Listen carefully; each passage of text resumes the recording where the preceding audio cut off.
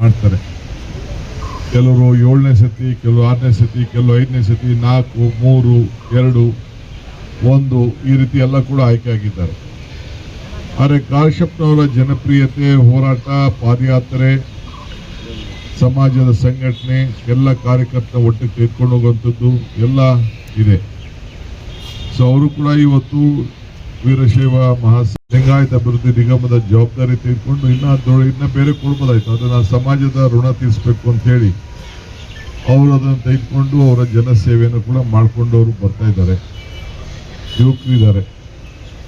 ನಿಮ್ಮ ಏನು ಭಾವನೆ ಇದೆ ಆ ಭಾವನೆಯನ್ನ ಖಂಡಿತ ನಾನು ವರಿಷ್ಠರಿಗೆ ನಾನು ತಿಳಿಸ್ತಾ ಮಾತಾಡಿದ್ದೀನಿ. ನಿಮ್ಮ ಲೀಡರ್ಶಿಪ್ ಮಾತಾಡಿದ್ದೀನಿ.